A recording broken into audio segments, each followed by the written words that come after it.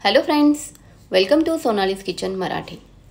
तर आज आपण बनवणार आहोत खमंग थालीपीठ भाजणी आणि त्या भाजणीचे खुसखुशीत थालीपीठ। अगदी लहान मुलांपासून ते वृद्धांपर्यंत सगळे आवडीने खातील एवढे खुसखुशीत होतात जर तुम्ही अशा पद्धतीने बनवले तर। त्याचप्रमाणे भाजणीमध्ये खूप सारे कडधान्य घातलेले आहेत, तर काही कडधान्य खाताना थोडेसे उग्र लागतात, तर ते थालीपीठमध्ये लागू नये यासाठी, तसेच थालीपीठ चिवट होऊ नये व चवीला अप्रतिम लागावे व जास्तीत जास्त त्याची पौष्टिकता कशी वाढेल हे आपण ह्या रेसिपीमध्ये बघणार आहोत। तर चॅनलवर नवीन असाल तर सोनालीज किचन मराठी चॅनलला सबस्क्राईब करा। रेसिपी आवडल्यास लाईक, शेअर आणि कमेंट करायला विसरू नका। तर सर्वात प्रथम आपण थालीपीठाची भाजणी बनवण्यासाठी येथे काही कडधान्य घेतलेले आहेत। त्यामध्ये सर्वात प्रथम 2 वाटी बाजरी आहे, तसेच 2 वाटी ज्वारी घेतलेली आहे, 1 वाटी तांदूळ, 1 वाटी हरभरे, 1 वाटी मूग आहेत, अर्धा वाटी उडदाची डाळ, त्याचप्रमाणे अर्धा वाटी चवळी, अर्धा वाटी अख्खे मसूर, अख्खे मसूर ऐवजी मसूर डाळ घेतले तरी चालेल, अर्धा वाटी धने घालायचे, 4 चमचे जिरे, 1 चमचा मेथी, 1 चमचा ओवा। तर एवढे साहित्य आपण येथे घेतलेले आहेत। तुम्ही तुमच्या आवडीनुसार एखादे धान्य स्किप करू शकता किंवा एखादे अजून यामध्ये ॲड करू शकता। जसे की उन्हाळ्यामध्ये जर ही भाजणी बनवत असाल तर यात 1 वाटी नागली घालू शकतो किंवा बाजरीच्या ऐवजी नागली घालू शकतो आणि बाजरी स्किप करू शकतो। तर अशा पद्धतीने सर्व साहित्य घेतलेले आहेत। हे सर्व आपण आता एक एक करून छान खमंग भाजून घेणार आहोत। फक्त मेथी हलकी गरम करायची आहे, भाजायची नाही आहे। तर सर्वात प्रथम कढई गरम झाली की कढईत ज्वारी घालायची, छान मीडियम फ्लेमवर खमंग भाजून घ्यायची आणि एका प्लेटवर मोठ्या ताटामध्ये एखादा सुती कपडा अंथरायचा आणि त्यावर ही भाजणी एक एक करून भाजून झाली की घालायची, म्हणजे भाजणीला खाली घाम येणार नाही आणि ती ओलसर होणार नाही।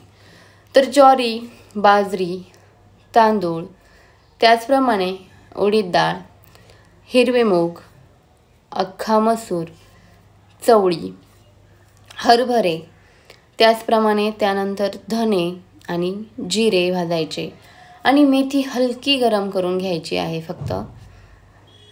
तसेच त्यानंतर ओवा सुद्धा हलका भाजून घ्यायचा आहे आणि आता हे सर्व भाजलेले धान्य कपड्यावर एक एक ओतून घ्यायचे।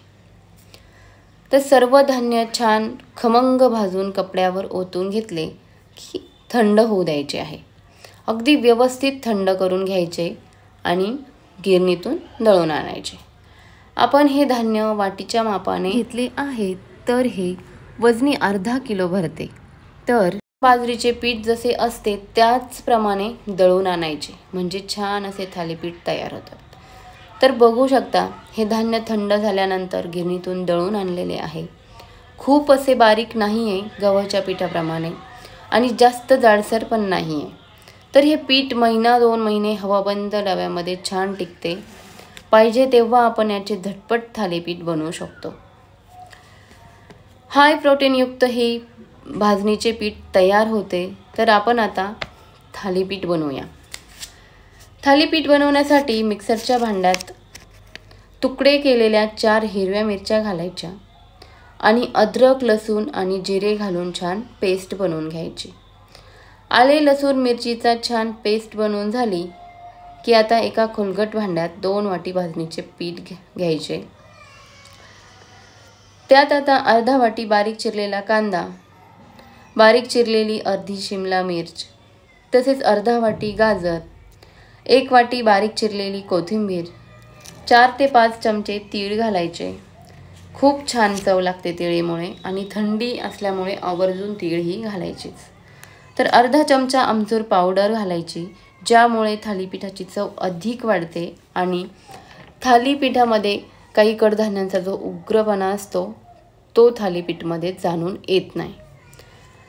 तसेच हळद आणि अर्धा चमचा लाल तिखट घालायचे, म्हणजे थालीपीठला रंगही छान येतो आणि तिखटपणा अजून वाढतो। त्याचप्रमाणे 1 चमचा घरगुती मसाला आणि 1 छोटा चमचा गरम मसाला घालायचा आणि चवीप्रमाणे मीठ घालून आले, लसूण आणि हिरव्या मिरचीचे वाटण घालायचे. सर्व घालून झाले की आता छान सर्व भाज्या पिठाला चोळून घ्यायच्या आणि गरजेप्रमाणे थोडे थोडे पाणी घालून छान असे पीठ मळून घ्यायचे. जसे आपण भाकरीसाठी पीठ मळतो त्याचप्रमाणे पीठ मळायचे आहे, म्हणजे छान थालीपीठ थापले जाते. तर थालीपीठाचे पीठ छान भिजवून झाले की लगेचच थालीपीठ बनवायला घ्यायचे आहे. हे थालीपीठाचे पीठ भिजवताना इतका खमंग आणि छान वास येतोय ना की बस. तर थालीपीठ थापण्यासाठी एक सुती कपडा घ्यायचा आहे, तो पाण्यामध्ये भिजवून पिळून घ्यायचा. कपड्यावर ज्या ठिकाणी थालीपीठ थापायचे आहे त्या ठिकाणी पुन्हा थोडेसे पाणी शिंपवून घ्यायचे, म्हणजे थालीपीठ कपड्याला चिकटणार नाही. आणि छोटासा थालीपीठाचा गोळा घेऊन छान असे थालीपीठ थापून घ्यायचे आहे. थालीपीठ थापताना हाताला जर चिकटत असेल तर हात पाण्यामध्ये ओला करून घ्यायचा आणि छान असे पातळसर थालीपीठ थापून घ्यायचे. थालीपीठ थापून झाले की त्यामध्ये होल बनवायचे, म्हणजे त्यात तेल सोडून ते छान भाजले जाते. तर थालीपीठ थापून तयार आहे आणि इकडे तवासुद्धा गरम झालेला आहे. तर तव्याला छान तेल लावून घ्यायचे आणि तेल लावून झाले की थालीपीठ टाकायचे. व्यवस्थित थालीपीठ टाकून रुमाल काढून घ्यायचा आणि थालीपीठाच्या सर्व कडेनी आणि होलांमध्ये तेल सोडून घ्यायचे आणि थालीपीठावर झाकण ठेवायचं. गॅस मिडियम ठेवायचा आहे. छान अशी वाफ तयार होऊन द्यायची. चर्र असा आवाज आला की झाकण काढायचे आणि थालीपीठाला पुन्हा एकदा छान व्यवस्थित तेल लावायचं आणि पलटी करून घ्यायचा. अशाच पद्धतीने दोन्ही बाजूने छान थालीपीठ भाजून घ्यायचे आहे. तर सर्व थालीपीठ छान असे अशाच पद्धतीने थापून घ्यायचे. थालीपीठ थापून झाले की वरून थोडीशी तीळही घालू शकतो, म्हणजे थालीपीठ खूपच आकर्षक दिसतात आणि अजूनच चवदार लागतात.